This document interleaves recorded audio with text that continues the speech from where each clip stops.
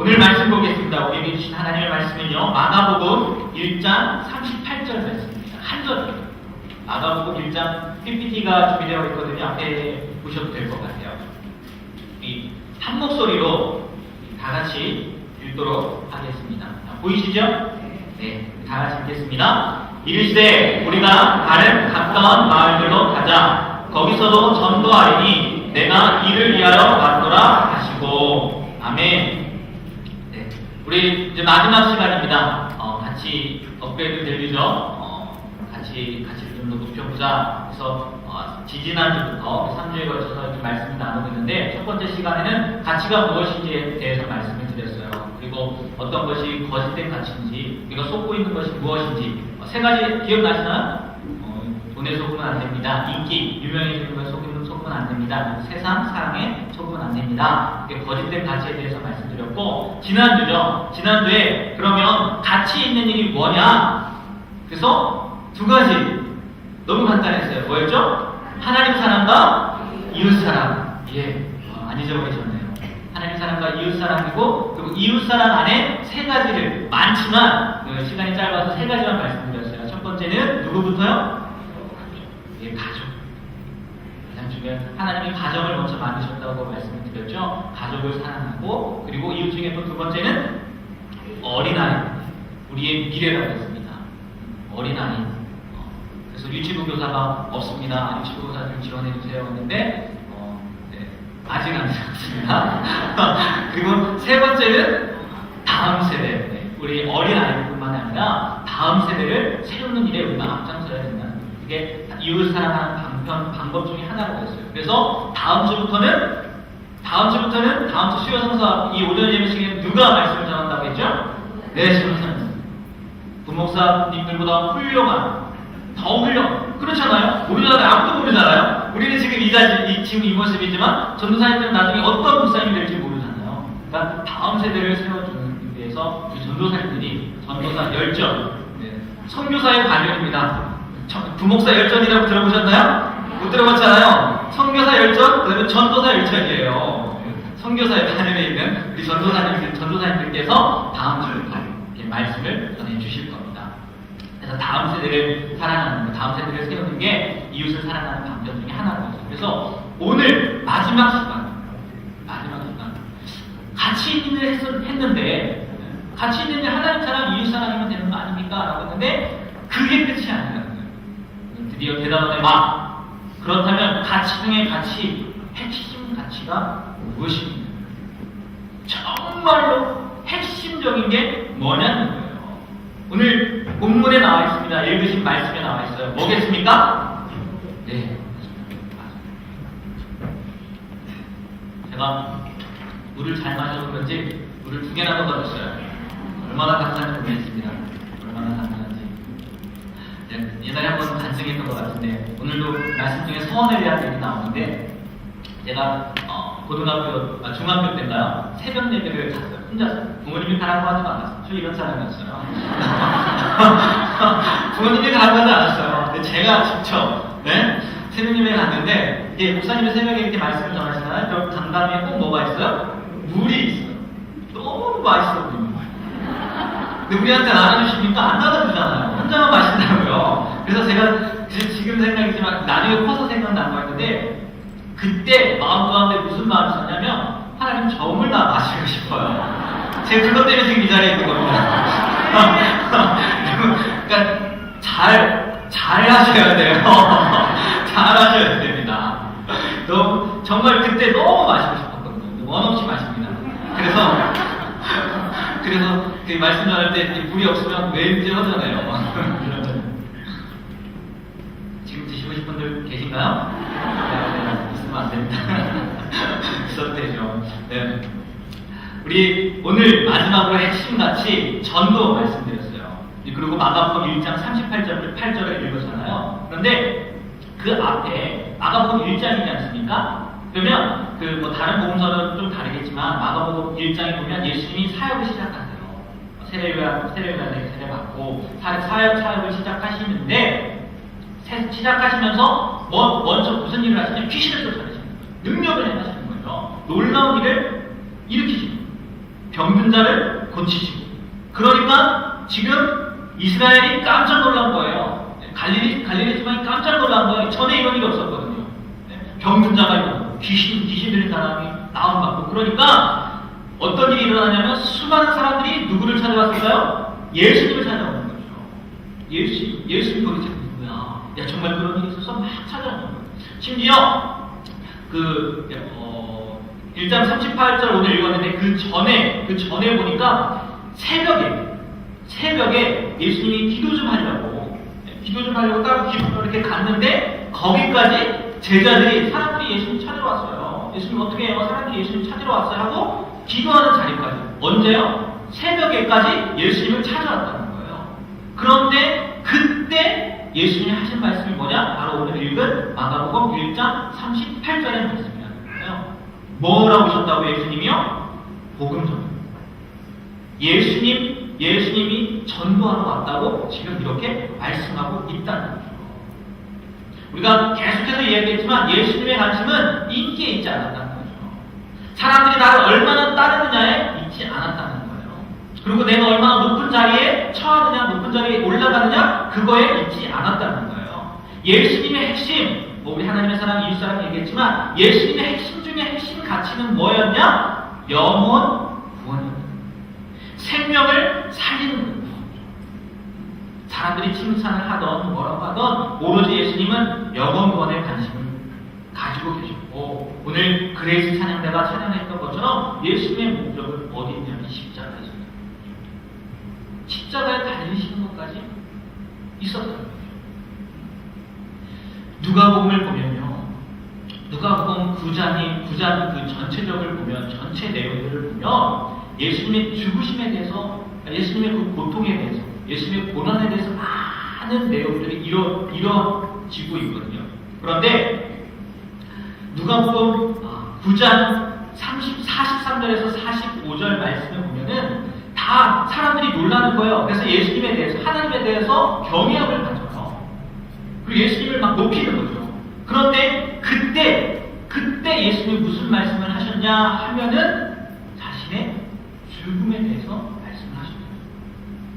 그리고요, 9장 전체의 내용을 보면요, 처음에는 오병이어, 잘 아시죠? 오병이어, 물고기 2마리와 보리떡 5개로 5,000명을 먹이시고 나서도 예수님이 무슨 말씀을 하셨냐? 자기의 죽음, 나는 죽을 거다, 그러나 다시 살아날 거다, 이 말씀하시고, 그리고 변화산에서 엘리야와 모세를 만나고, 그리고 내려와서 거기서 또 무슨 얘기를 했냐면 자신의 죽음에 대해서 그것도 말씀하시고, 내려와서 귀신 들린 소년을 만납니다. 고쳐져요. 고쳐지고 나서 또 무슨 얘기를 했을까요? 자신의 죽음을. 그리고 마지막 51절 그 후반부에 보면은 이제 승천하고 다시 올 거다. 내가 다시 올 거다. 나중에 다시 올 거다라는 것을 선포하셨다는 거예요. 예수님은요, 어떤 일이 있든지 무슨 일이 있든지 오로지 관심은 뭐였냐? 자신의 십자가. 그 십자가가 뭐예요? 우리의 구원. 오늘 읽은 말씀처럼 영혼 구원, 전도에 관심을 갖고 계셨다는 거죠. 예수님의 핵심 가치는 온 인류를 구원하는 거에 있습니다. 그리고 그러한 삶을 사셨다는 거죠. 그래서 이게 참 쉽지 않습니다. 믿음의 사람들은요, 죽음을 두려워하면 안 돼요. 믿음의 사람들. 그래서 어떠한 일이 닥쳐도 정말 믿음 안에 굳건히 서고 내가 예수 믿는다는 그런 고백 가운데, 그리고 그런 영향력을 끼치며 살아야 된다는 거죠. 담임 목사님이 얼마 전에 그 설교 가운데 예를 들은 그 친구 학생이 있잖아요. 총격 사건의 그 학교 이름이 생각이 안 나는데, 그 여자 학생이 IS 대원이 예수님 믿느냐고 물어봤을 때 나는 예수 믿는다 당당하게 말하고 죽었다. 이게요, 정말 쉽잖아요. 만약 여러분이 그 자리에 있었다면 그렇게 쉽게 이야기할 수 있었을까? 저도 마찬가지예요. 왜요? 그때만 모면하면 되잖아요. 아니 나 안 믿어? 하고 제대로 하나님 잘못했어요, 용서해주세요 하면 되잖아요. 정말 쉽지 않아요. 그럼에도 불구하고 우리는 얼마나 오래 사느냐, 그 그거의 가치를 갖는 게 아니라 얼마나 내가 예수님처럼 예수님이 가치에 두셨던 것처럼 나도 그것에 가치를 두고 사느냐가 중요한 거예요. 쉽지 않지만 한번 결단해 보셨으면 좋겠어요. 혹시 저도 그렇고 여러분들 그렇고 내가 세상을 너무 좋아한다? 아직까지 청년 때 성경 공부를 하는데 그때 이제 목사님이 질문을 하시더라고요. 청년들 다 데려놓고 질문하는 거예요. 만약 지금 당장 예수님이 오신다. 예수님 오시면 어떻게 해요? 우리 하늘나라 가야 돼요. 네? 하늘나라 가야 되는데 그러면 뭐라고 얘기하고 싶냐? 예수님이 와서 너 이제 가자 하면은 뭐라고 얘기하고 싶냐라고 물으면 뭐라고 대답할 거냐고 한 명씩 다 물어봤어요. 제가 뭐라고 대답했는지 아십니까? 예수님 잠깐만요. 청년이잖아요.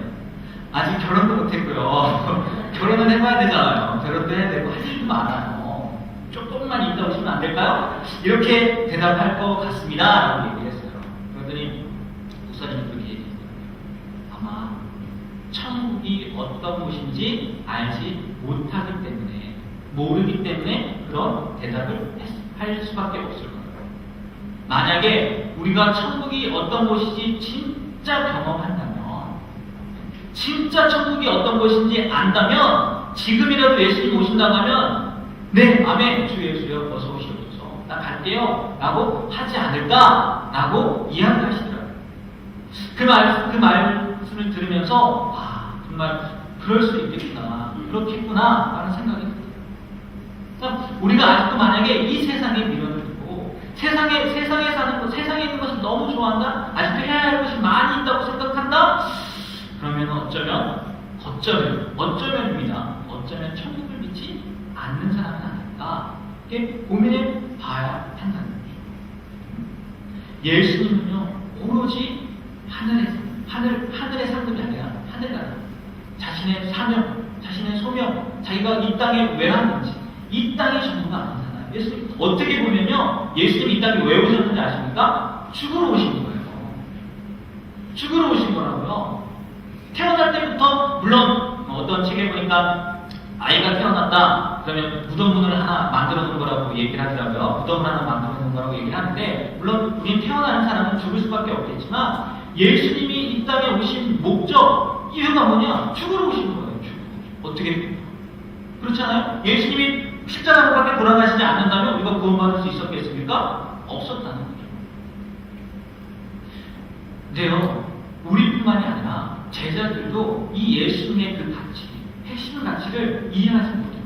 심지어 우리가 다 알다시피 제자들 얼마나 헌신된 사람들이에요.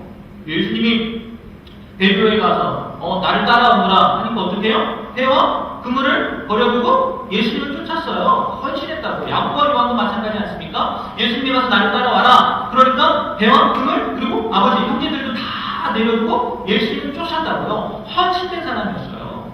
제자들, 예수님의 제자들, 우리가 볼 때 별거 별게 아닌 게 아니에요. 정말 헌신된 사람이었다는 거죠. 그럼에도 불구하고 제자들이 예수님의 가치를 나중에 성령 받기 전까지는 제대로 몰랐던 것 같아요. 그러니까 우리가 알다시피 야고보와 요한은 높은 자리에 앉아가요. 그리고 서로 이렇게 밥 먹을 때도 자기들이 높은 자리에 앉으려고 막 네가 여기 아니 저기 아니 이런 얘기를 했다는 거죠. 그러니까 우리가 생각해야 되는 게 뭐냐면요, 헌신했다고 해서 내가 헌신했다고 해서 가치가 변할 거라고 생각해서는 안 되는 거예요. 앞뒤가 바뀐다는 거죠. 예수를 믿음으로 예수님에 의해서 가치가 바뀐 사람은 헌신할 수 있어요. 당연한 거예요. 100%. 그런데 내가 헌신을 많이 했다고 해서 그 사람이 가치가 바뀐 사람이라고 할 수는 없다는 거죠. 100%. 제자들은 그랬다는 거죠. 그러니까 우리도요, 그 마음을 잘 살펴봐야 돼요. 내가 정말 헌신하는 게 가치가 바뀌어서 헌신하는 건지, 아니면 헌신하다 보니까 계속해서 헌신하는 건지, 그럴 수도 있겠더라고요. 신앙생활만을 잘하는 건지 한번 돌이켜보셨으면 누가복음 9장 51절 말씀을 보면요. 한번 읽어볼까요? 누가복음 9장 51절 여기 나와 있습니다. 다 같이 한 목소리로 한번 읽어보겠습니다. 시작.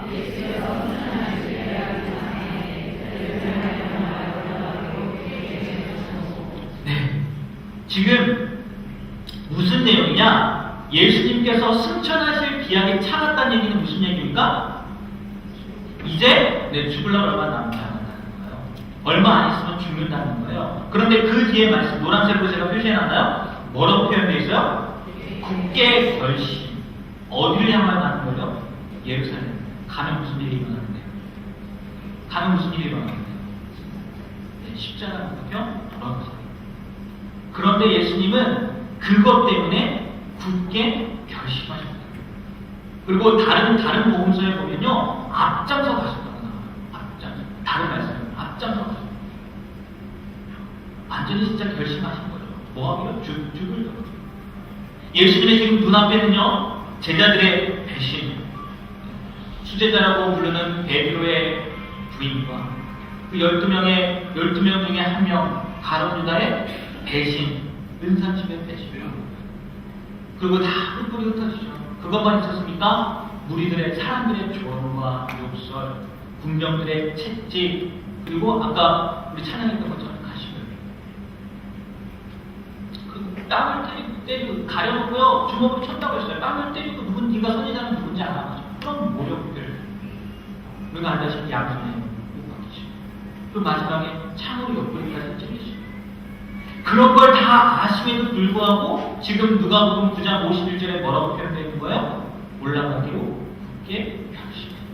자신의 사명에 자기가 이 땅에 온 이유가 목적이 그거였다. 예수님의 삶의 목적은 자신의 죽음으로 모든 영혼을 구원하는 것. 이게 핵심이었다. 예수님의 뜻이죠. 히브리서 12장 2절 말씀에 보면요, 예수님을 기록한 거예요.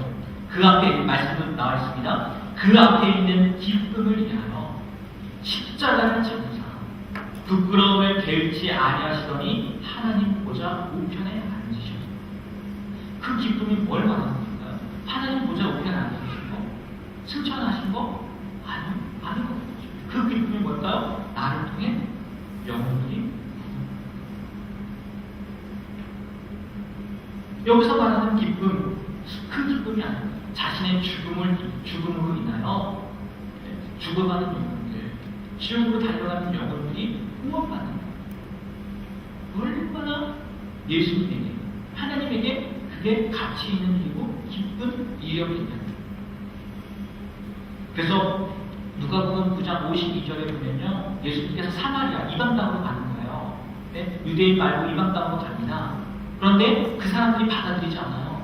예수님을 받아들이지 않는다는 거예요. 그래서 거기에서 유명한 별명을 갖게 되는 사람들이 나옵니다. 누굽니까? 세베대 야고보와 요한이 뭐라고 얘기합니까? 예수님 이 땅에 불을 내려버리죠. 불을 내려서 그냥 싹 살라버리죠. 그 말씀 한번 나중에 보십시오. 예수님이요 제자들을 꾸짖었다. 혼내겠다. 왜요? 그 사람들도 구원받아야 될 대상입니다. 그 사람들도 예수 믿고 천국 가야 될 대상입니다. 주님의 관심사는요, 오직 영혼, 복음 전도입니다. 거절하자 예수님 화를 내십니까? 아니요, 그냥 다른 마음으로 가십니다. 만약에 여러분들 이제 좀 이따 또 이제 전도하러 가실 텐데 복음을 전하는데 거절한다고 한번 생각해 보세요. 제일 처음에 상처가 오는 거예요. 나를 거절했어. 네가 뭔데? 나를 거절했어. 그리고 더 나아가서 내가 왜 이것을 해야 돼? 내가 왜 이걸 하고 있지? 나도 배울 만큼 배웠는데 나쁜 얘기죠. 다 안 들으실 줄 압니다. 그리고 심지어 그래 너는 뭐 선택받은 백성이 아닌가 보지. 네, 잘 먹고 잘 살아라. 그러다 지옥에 나가라. 이런 건 안 되지만 이런 마음이 들으면 돼요? 안 돼요? 안 된다는 거죠. 절대 안 되죠. 정말 우리가 예수님의 그 가치, 예수님의 그 목적이 우리의 목적이 되어야 될 줄 믿습니다. 네. 예수님의 관심은 복음 전하는, 예수님의 가치는 복음 보낸다. 그래서 그 당시 사람들이 다가가지 않는 사람, 죄인들에게 오히려 다가가셨던 거예요. 예수님이 그들과 어울리는 것을 보고 종교 지도자들이 비난합니다. 왜 세리와 죄, 부정한 사람들과 어울립니까? 그때 예수님이 예를 든 게 무슨 예인지 아십니까? 잃은 양 비유, 그리고 잃은 드라크마, 우리가 잘 아는 탕자의 비유를 들은 거예요. 이 말씀이 우리에게 말씀하고 있는 게 뭡니까? 잃은 자, 잃은 자를, 잃어버린 영혼을 찾았을 때 그 기쁨은 이루 말할 수 없다는 거예요. 심지어 그렇게 표현하잖아요. 회개할 것 없는 99명의 의인보다 한 명이 회개하는 게 천국에서는요 큰 기쁨이라고 표현까지 하시죠. 예수님의 관심, 예수님의 목적은 뭐라고요? 영혼, 천국. 우리도 그래야 되지 않겠냐는 거예요. 예수님을 믿고 예수님을 따른다고 우리가 고백하고 왔다면 우리도 예수님의 가치가 우리의 가치가 되어야 되지 않겠느냐는 거예요. 심지어 정말 사람들이 돌보지 않고 나는 사람, 나는 곳에 있는 사람들에게까지도 우리가 예수님과 같은 동일한 마음, 그리고 포기하지 않는 마음을 갖게 되길 주님으로 부탁드립니다. 네. 그래서 그런지 몰라도요, 예수님이요 그 자리마다 누굴 데리고 가셨냐? 제자들을 꼭 데리고 가셨어요. 제자들을요 꼭 데리고 가셨다고요. 뭐라고? 그런 얘기 많이 하지 않습니까? 많이 하잖아요. 말하는 대로 되지 않고 말하는 대로 하지 않고 보는 대로. 자녀들 얘기할 때 그렇죠. 옛날에 얘기했는데 제가 또 한번 말씀드리면 못 들은 분들 있습니다. 어떤 목사님이 신방을 갔는데 이제 신방 가면 예배를 드려야 되잖아요. 예배를 드리면 뭐가 필요합니까? 뭐가 필요해요? 네, 방석도 필요하고 또 뭐도 필요하죠? 제일 중요한 거 성경책이 필요하잖아요. 그래서 엄마가 자랑스럽게 4살, 5살 애야, 엄마가 자주 보는 책, 두꺼운 책 있지? 그거 갖고 와. 그랬더니 뭘 갖고 왔대요? 가계부 갖고 왔대요. 가계부. 말한 대로 하지 않고 온전한 대로. 예수님은 그래서 제자들을 낮은 세리들을 만날 때, 죄인들을 만날 때 항상 제자들을 부르십니다. 왜 그러셨겠냐는 거예요. 너희도 나처럼 너희들의 가치를 바꿔야 되지 않겠느냐 보여주시기 위함이 아니겠냐는 거죠. 그 당시에 서기관과 바리새인들은 죄인들과 멀어져서 거룩함을 유지한다고 생각했을지 모르겠지만 예수님은 죄인들과 가까워지는 거룩함을 보여주십니다. 차이를 아시겠습니까? 네. 그 당시에 바리새인들, 서기관들, 율법학자들은 죄인들과 멀어지는 게 자기들의 거룩함이었어요. 그런데 예수님은 반대죠. 죄인들과 가까워지는 거룩함을 보여주십니다. 왜요? 그들의 구원을 위해서. 영원 구원을. 그러니까 우리가 가고 싶지 않은 사람, 만나고 싶지 않은 사람들에게까지도요 그 마음을 품어야 되는 거죠. 네, 전도하시는 분들이 그런 예들을 많이 들지 않습니까? 저 사람은 도무지 복음을 받아들일 것 같지 않은 사람이 오히려 더 쉽게 받아들인다는 거죠. 그러니까 아무도 모르는 거예요. 아무도 모르는 거죠. 여러분, 이 예수님의 핵심 가치가 우리의 가치가 되시길 바랍니다. 네? 우리도요 같아야 돼요. 예수님이 그렇게 명령하셨거든요. 너희도 가서 제자 삼아, 복음 전하라, 영혼 구원하라 말씀하셨어요. 근데 우리는 많이 미루게 되죠. 저도 그렇고 막연하게 그냥 언젠가는 할게요. 내가 나중에 할게요. 조금만 더 이때 할게요. 이렇게 미룬다는 거죠. 특별한 시기가 올 거라고 생각하고 내가 이 훈련 받고 내가 이거 한 다음에 해야지 하는 마음들이 저도 있고 아마 여러분들 가운데도 있을 거예요. 근데 이 말씀을 준비하면서 이렇게 표현되어서 제가 읽어드릴게요. 그러나 그러한 특별한 날이나 오지 않는다. 왜? 오늘이 하나님이 주신 유일한 특별한 나라이기 때문이다. 쉽지 않아요. 그런 일이 많이 있지 않습니까? 우리가 사는 이 오늘은 어제 죽은 사람들이 그렇게 살고 싶은 건 아닙니다. 그런 믿지 않아요. 그러니까 이제 참 영혼 구원이 어렵지, 한편은 뭐 쉽다고도 얘기하지만 참 어려운 것 같아요. 여러분, 오늘 하루가 특별한 날이라고 생각하시고 정말 내가 만나는 사람, 어떤 사람이 되었든지 간에 그 사람에게 예수님을 알려주시고 예수님을 전할 수 있었으면 좋겠습니다. 그게 우리의 핵심 가치가 되었으면 좋겠습니다. 예수님은 틈만 나면 전도하셨던 것 같아요.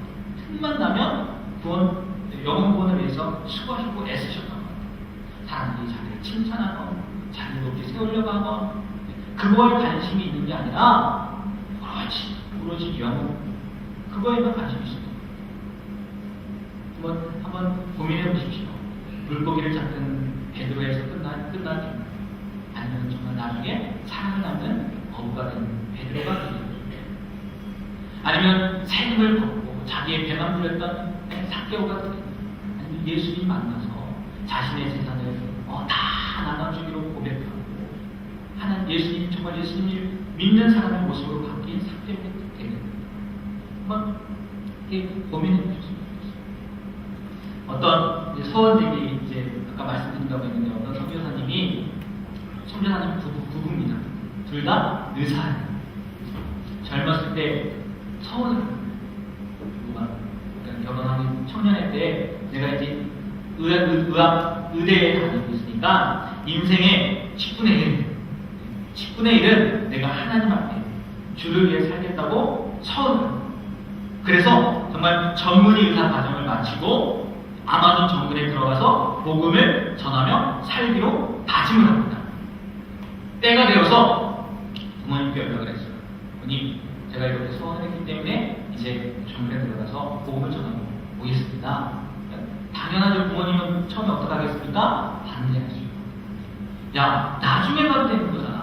나중에 가도 되는 건데 뭐야 굳이 지금 한참일 때 가려고 해. 더 이따 가도 되는데 부모님이나 소원했기 때문에 가야 될 것 같습니다.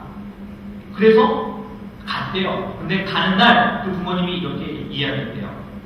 아들아, 나는 이제까지 나를 위해 살았다. 그러나 너는 남을 위해 살겠다니 틀렸다. 라고 이렇게 이야기해 주셨대요.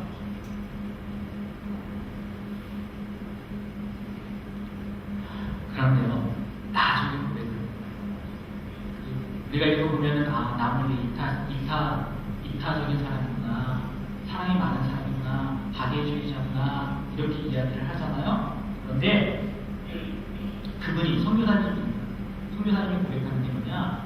자기는 박애주의자가 아니라 이타주의자가 아니라 단지 주님의 명령을 따르기 위해서 갔을 뿐이는 거예요. 그래서 자기도 소원했고, 예수님이 복음 전하셨으니까 자기도 소원했고 갔대요. 한 2-3년 있다 오려고. 2-3년 있다 오려고 갔대요. 그런데 그 자리에서 주님이 자기를 변화시켜주셨어요.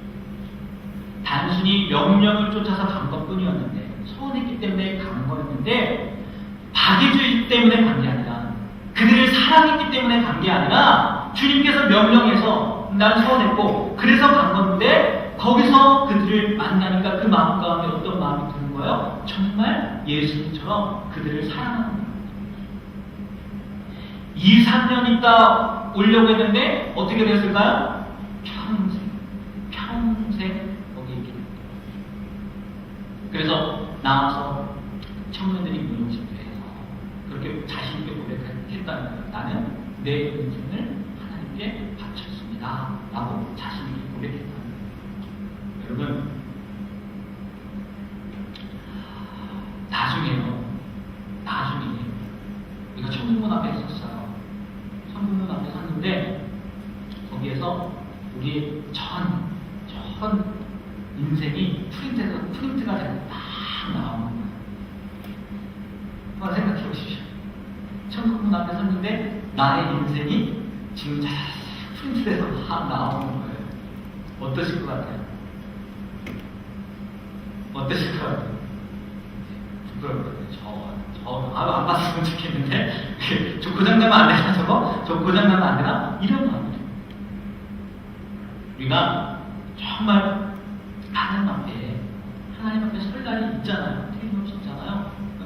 당당하게 설 수 있었으면 좋겠어요. 근데 뭐, 어느 누가 당당하게 설 수 있겠습니까? 하지만 주님께서 우리에게 맡겨주신 사명, 주님의 그 핵심같이, 그 영혼 구원이요, 우리에게도요 전해지고, 우리의 핵심 가치가 되었으면 좋겠어요. 그 어느 누가 되겠죠. 이렇게 얘기하면, 아직 내가 해결해야 될 문제도 많이 있고, 또 나부터 좀 상처는 치유받아야 됩니다. 내 문제 좀 해결해야 됩니다. 이런 얘기들을 많이 한다는 거예요. 그런데 우리가 상처에 집중하게 되면, 내 문제에 집중하게 되면은 평생 그 문제밖에 보이지 않는다는 거예요. 우리 담임 목사님께서 예화 들어주셨잖아요. 마더 테레사의 얘기. 어떤 사람이 와갖고 내가 이런 문제가 있습니다. 이런 고통이 있습니다. 좀 도와주세요. 그랬는데 뭐라고 했어요? 난 도와줄 수 없습니다. 그냥 나를 따라오세요. 해서 인도에 가가지고 봉사하고 섬기다 보니까 어떻게 해요? 그의 가치가 바뀌었다고 합니다. 내 문제에만 집중하다 보면 그 문제에 빠져서 그냥 평생을 보낼 수 있다. 그런데 이 선생님 부부처럼 그냥 명령에 순종하는 거죠. 명령에 따르는 거죠. 주님이 그렇게 하라고 하셨으니까. 주님의 핵심 가치니까. 그래서 그렇게 하다 보면 그것으로 인해서 나의 삶도 바뀔 수 있다는 거죠. 성경을 보십시오. 제자들도 마찬가지지만 우리 너무나 잘 아는 사람 사도 바울이에요. 사도 바울은 정말 예수님처럼 완전히 그 가치가 바뀐 사람이었어요. 사도 바울의 핵심 가치며 다 보십시오. 사도행전을 봐도 어디를 봐도 어디에 맞춰져 있냐면 영혼 구원에 맞춰져 있어요. 영혼 구원. 사도행전 20장 24절에 보니까 이렇게 표현되어 있습니다. 나와 있습니다. 내가 다 같이 한번 읽어볼까요? 내가 달려갈 길과 주 예수께 받은 사명 곧 하나님의 은혜의 복음 증거하는 일을 마치려 하면은 나의 생명조차 조금 더 귀한 것으로 여기지 아니하노라. 아멘. 사도 바울의 핵심 가치고요. 그의 삶의 목적도요. 뭐라고요? 오로지 영혼 구원이었다는 거예요. 이때가요. 어떤 때였냐면요.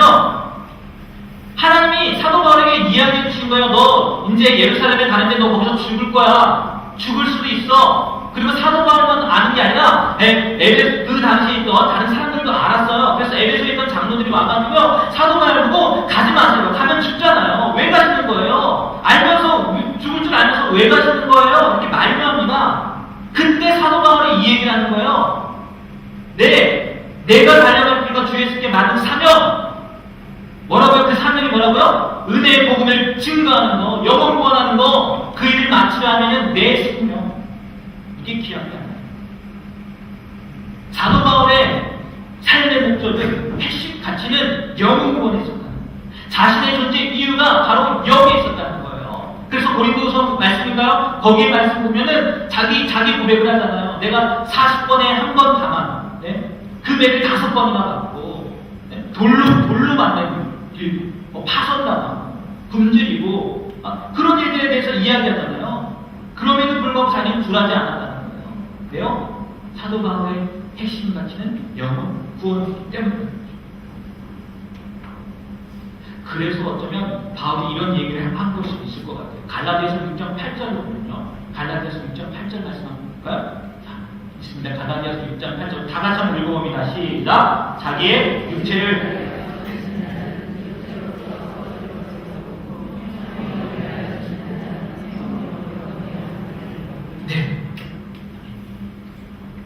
우리가 무엇을 투자하냐에 따라서 얻게 됩니다. 그런데 사도 바울이 고백하는 게 뭐냐면, 이야기하는 게 뭐냐면, 자기의 육체를 위해 심는 자는 육체로부터 썩어질 것을 거둔다는 거예요. 거두긴 거둬요. 거두긴 거둔다고요. 육체만을 위해서 심는다고 해서 못 거두는 건 아니에요. 세상 것을 위해 심는다고 해서 못 걷는 건 아니에요. 다 걷습니다. 그런데 사도 바울의 관점에서 그건 뭐라고요? 썩어질 거예요. 그런데 성령을 위해 심는 자는 성령으로부터 뭘 거두라고요? 영생을 거둔다는 거예요. 주님의 핵심같이 하나님이 진짜 원하는 것을 하면은 영원한 것을 거둘 수 있다. 물론 상급을 바라보고 나에게 상관을 바라보고 그런 일들을 해서는 안 되겠지만 정말 우리의 가치가 바뀌게 되면 세상 것이 아니라 정말 영원한 것, 하늘의 것에 가치를 두고 투자한다는 거죠. 그렇지 않습니까? 이 세상에 목적 없이 사는 사람이 있을까요? 이 세상에 목적 없이 존재하는 게 있을까요? 없어요. 여러분들이 안고 있는 의자도 사람들이 앉기 위해서 만들어진 거라고요. 옷도 입기 위해서 만들어진 거라고요. 안경도 쓰기 위해서 만들어진 거라고요. 하물며 이런 것들도 다 목적이 있는데 우리의 목적도 있다는 거죠. 사람을 하나님이 만들어주신 목적도 있다는 거죠. 물론 하나님과 교제하기 위함이고 하나님께 영광 돌리기 위함입니다. 그런데 그 무엇보다 중요한 것 하나 뽑은다면 뭐라고요? 영혼은 구원하기 위함입니다. 우리가 무슨 일을 하든지 그 말씀 있지 않습니까? 먹든지 마시든지 무엇을 하든지 다 하나님의 영광을 위하여라고 했어요. 하나님의 영광을 위한 게 뭔데요? 영혼 구원 아닐까요? 복음 전도 아닐까요? 저는 예수님은 그런 삶을 사셨습니다. 우리가요 무슨 일을 하든지 어디에 있든지 우리를 통해서 한 영혼이 예수님께로 돌아온다? 이거는요 굉장한 일. 아무 일도 아닌 게 아니라 굉장한 일. 그 신들러 리스트라는 영화 보셨지 않습니까? 제가 김민아 목사님처럼 이렇게 잘할 수 있으면 편집해갖고 보여주면 좋은데 그 신들러 리스트 그 영화의 마지막 장면을 보면 그 신들러가 그 마지막 유대인들이 다 굿을 갖고 나서 자기들이 금 이빨 쉬운 것들을 빼가지고 금 반지를 만들어줬어요. 금 반지를 만들어줬어요. 그런데 그때 그 신들러가 막 얘기하세요. 주변에 바라보면서 이 차 팔면 몇 명 되고 구할 수 있어요. 배지를 보면서 이 배지 이것도 금으로 돼 있는데 이거 팔면 몇 명 되고 구할 수 있어요. 그리고 이 금반지 이 사람들이 해준 금반지 이거를 팔면 한 명이라도 구할 수 있어요. 그렇게 고백하잖아요. 정말요 한 영혼이라도 우리를 통해서 구원받을 수 있다면요 너무나 그리고 하나님이요 그걸 가장 기뻐하십니다. 분명히 이야기하고 있지 않습니까? 천하보다 한 영혼이 귀하다. 이 세상을 다 주어도 한 영혼과 바꿀 수 없다는 거예요. 오늘 목사님께서 세례님한테 말씀하신 것처럼 우리는요 예수님의 피 값주고 산 예수님 자리라는 거예요. 절대 안 바꾸신다는 거예요. 이 세상 다 주어도요 한 영혼과 안 바꾸신다는 거예요. 하나님은요 예수님 피 값. 만약 지옥에 있는 사람들과 지옥에 있는 사람들이 있어요. 그 사람들과 우리가 대화할 수 있다고 생각하고 그 사람들에게 이 세상에 살 때 가장 중요한 게 무엇이었습니까? 라고 묻는다면 그 사람들이 뭐라고 대답할까요? 그 사람들이 뭐라고 대답할까요? 내 모든 걸 다 바쳤으라고요. 예수님이 우리의 죄를 해결해 주시는 분이고 그분을 믿어야 구원받는다는 거 그걸 알고 싶다고 얘기하지 않아요. 내가 그러고 싶다고 얘기하지 않아요.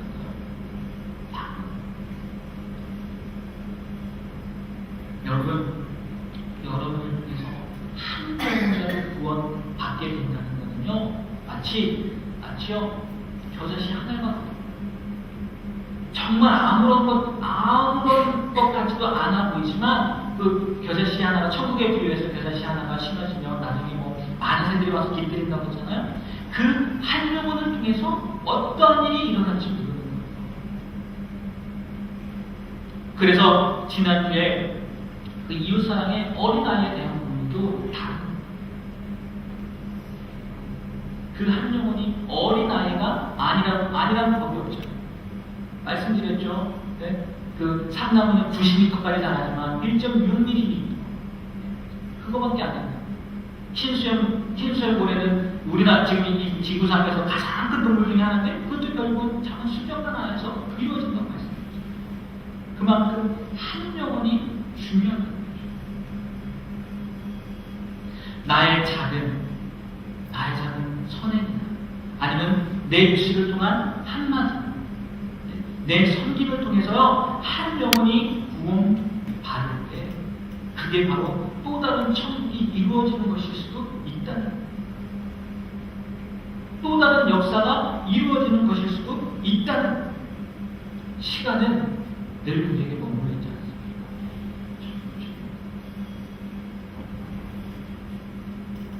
근데 이거는 정말 나가봐야지 경험을 하는 것 같아요. 이렇게 안에만 있으면 안 되는 것 같아요. 많이 틀리는 거예요. 예전에 이제 어린이 사역을 하면서 이제 전도를 나가야 돼요. 훈련을 받는 겁니다. 훈련을 받고서 전도를 나가야 되는데 어린이들이 만만치 않습니다. 애들도 만만치 않아요. 한 번은 전도 갔는데 그 애가 저기 아저씨 이스라엘의 3대 절기가 뭔지 아세요? 이렇게 물어보고 안사놈이었나? 뭐야 나한테 교육을 제대로 받았나봐요. 저는 몰라갖고 그게 중요한 게 아니고 지금 그게 중요한 게 아니고 막 이렇게 얘기하고 애들도 만만치 않아요. 근데 훈련 기간이니까 어떻게든 복음을 전해야 됩니다. 나가서 막 돌아다니는 저쪽에 한 명이 있어요. 한 아이가 있어요. 그래서 마음 가운데 무슨 마음이 들었을까요? 가서 복음을 전해라 라는 마음이 들죠. 한 바퀴만 돌릴게요. 한 바퀴만 왠지 안 받아들일 것 같은 그런 마음이 드는 거예요. 내 얘기 안 들을 것 같은데 이런 생각이 듭니다. 그래서 한 바퀴 돌았어요. 한 바퀴 돌았는데 있었을까 없었을까요? 있어요. 그래 안 되겠다. 전해야 되겠구나 하고 전했죠. 전했어요. 열심히 전합니다. 하나님은 세상을 만드셨어. 막 이렇게 해요. 그리고 그런데 그 세상뿐만 아니라 천국도 만드셨는데 이 천국에 가려면 죄가 없어야 되는데 우리는 다 죄인이야. 열심히 살았어요. 중요한 순간이었어요. 이 예수님을 우리 마음 가운데 믿어드려야 돼요. 영접하는 자고 그림을 믿는 자들에게는 하나님의 자녀가 되는 권세를 주신 자고 말씀하셨어요. 여러분 1장 10절에 말씀하셨어 라는 말씀을 전해야 되는데 뒤에서 누가 불러가요? 엄마가 이제 가야 돼. 만약에 제가 한 바퀴를 알고 그 생각이 들어요. 애를 보내고 나니까 아까 만났을 때 와서 그냥 전했으면 이 친구가 모르겠어요. 영접을 했을지 안 했을지는 모르겠지만 이 얘기까지 듣지 않았어요. 안 좋은 경험이죠. 좋지 않은 경험이죠. 시간을 우리를 기다려주지 않는 거예요. 이런 예화는 정말 수없이 많죠. 하나님이 복음 전하라고 말씀했는데 전하지 못해서 다음에 언젠가 보니까 그 사람이 시작해요. 여러분 그 기회가 언제가 될지 모릅니다. 하나님이 마음을 주시면요. 마음뿐만이 아니죠. 우리의 목적이니까요. 늘 영혼권에 관심을 가지고 영혼권에 가치를 두고 사시게 되는 주님을 부탁드립니다. 주님도요. 많은 사람들에게 이 가치를 전하지는 않았어요. 물론 영혼을 구했죠. 영혼 구원하는 거 전도했죠. 알려줬죠. 그런데 어떻게 시작하셨습니까? 12명의 제자들을 통해서 지금 우리도 믿게 되는 거예요. 시작은 작습니다. 우리도 마찬가지가 될 거예요. 한 명이에요. 그 한 명이요 내 자녀가 될 수도 있는 거예요. 그래서 이슬람은 자녀를 많이 낳잖아요. 여러분 이슬람교 믿는 사람들이 전 세계에 얼마나 되는지 아십니까? 네? 6명 중에 1명이 이슬람. 6명 중에 1명. 우리 여기 6명 계시잖아요. 그 중에 1명이 이슬람입니다. 이슬람. 근데 그들의 포교 방법, 전도 방법 중에 하나가 뭔지 아십니까? 애를 많이 낳는 거예요. 계속 낳는 거예요. 힘 닿는 때까지 낳는 거예요. 근데 우리는 하나도 힘들잖아요. 물론 하나님의 방법은 우리의 방법과 다를 수 있겠지만 내 자녀에게 만이라도요 제대로 된 가치를 가지고 복음을 전하는 것도요 굉장히 귀한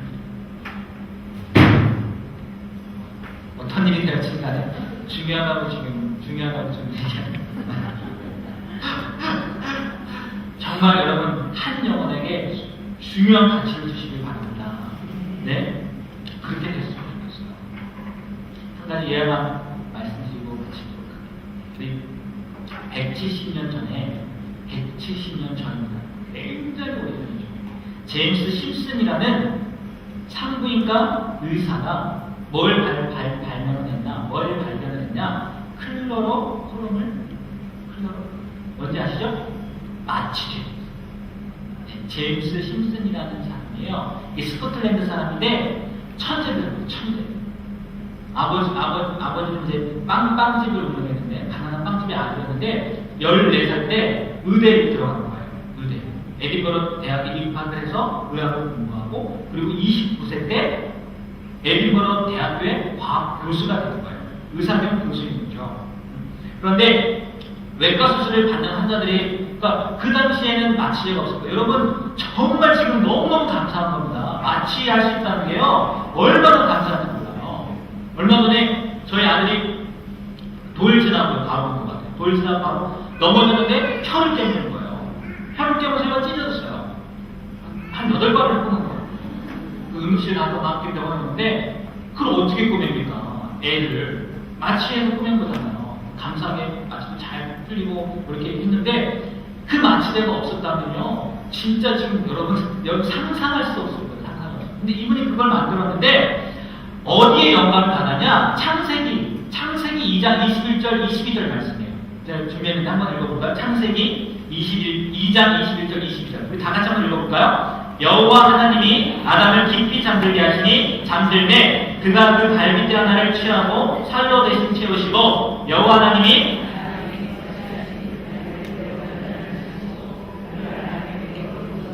네, 의사로서는 상식적으로 이해가 되지 않는 거예요. 잠들게 하셨다는, 물론 신학적으로 보니 잠들게 하셨다는 게 죽었다 뭐 이렇게 얘기도 하기도 합니다. 그런데 의사가 볼 때 잠들게 하시고 갈빗대를 뺐다고요. 자기 사람이잖아요. 영감을 받은 거예요. 영감을. 근데 그 다음 23절 말씀에 보니까 23절 말씀인데 딱 깨어나더니 이 사람이 뭐라고 하냐면 이는 내 뼈 중에 뼈요 살 중에 살이다 라고 고백하는 거예요. 아이고 이상하다. 어떻게 이러한 일이 일어날 수 있지? 그래서 한번 찾아보자 해갖고 찾은 게 이 클로로폼입니다. 마취제라는 거죠. 1847년 11월에 이것을 발견했다는 거예요. 발견하고 6년 뒤에 1853년 이게 한 기회가 6년이나 지난 다음에 빅토리아 왕후가 왕자를 낳을 때 이것을 이용해서 성공했다. 마취를 성공했다. 그래서 스코틀랜드 출신인데 최초로 경이라는 그 직분을 갖게 됐대요. 영국에서. 그런데 이 사람이 이제 말년에 이제 다 끝나고 이제 말년에 제자가 와가지고 이렇게 질문했다는 거예요. 선생님의 삶에 있어서 선생님이 지금까지 발견한 것 중에 가장 큰 발견이 뭡니까? 당연히 뭘까요? 클로로폼이죠. 마취제죠. 그런데 제자들이 이렇게 생각을 하고 질문을 한 건데 이 제임스 심슨이라는 분이 이렇게 얘기했다. 나의 가장 큰 발견은 내가 큰 죄인이라는 사실과 예수님이 나를 구해주신 큰 구세주라는 사실이었죠. 제자는 깜짝 놀란 거죠. 당연히 클로로폼이라고 생각했는데 그 얘기가 아니라 예수님 얘기예요. 내가 구원받았다는 얘기예요. 이 사람에게 있어서 가장 중요한 건 누구였다는 거예요? 예수님이었다는 거예요. 최고의 자랑은 뭐였다는 거예요? 예수님이었다는 거예요. 클로로폼이 아니에요. 수많은 사람들을 살리는 데 사용된 그 약도 마취제도 아니었다. 이 사람에게 있어서 최고의 가치는 예수님이었다. 그러면 여러분의 자랑은 누구냐? 자랑입니까? 내가 이루어놓은 일입니까? 우리의 자랑은요 예수님이었습니다. 우리의 최고의 사랑, 나를 구원하시고 그리고 다른 사람도 구원하실 그 예수님이 되시기를 바랍니다. 종군 기자들은요 사람 죽이는 일에 자기의 목숨을 걸어요. 아닌가요? 사람 죽이는 일을 가가지고 그 취재하는데 자기의 목숨을 걸어요. 그럼 거기서 만약에 정말 불의의 사고 나서 죽었다고 생각해보세요. 그럼 자녀들은 뭐라고 얘기할까요? 내 아버지는 전쟁터에서 기자 역할을 하다가 돌아가셨습니다. 사람 죽이는 역할을 통해서도 사람 죽이는 일에도 가치를 두고 이렇게 사람들이 자기 목숨을 거는데 그게 정말 가치 있는 일인지, 물론 그 기자들이 내 가치 없는 일을 하니까 그 직업을 비하하는 건 아니에요. 그런데 그게 정말 가치가 있는 건지, 아니면 한 영혼을 구원하는 생명을 살리는 일이 가치 있는 건지, 뭐 답은 분명하죠. 그 사람이요, 제가 여러분들이 되는 주님을 부탁드립니다. 이게 우리의 핵심 가치가 되는 중이에요. 다른 게 영혼 구원입니다. 어딜 가나 나는 영혼 구원의 사명이에요. 늘 기억하시면서 하셨으면 좋겠습니다. 아멘. 아멘. 네, 항상 그런 것 같아요. 전도 얘기하고 영혼 구원 얘기하면 이렇게 다들 쉽지 않아서 그런 거예요. 하지만 아무리 작은 영혼이라도, 아무리 어린 영혼이라도 동의는 기억하면서 하셨으면 좋겠습니다. 기도하겠습니다.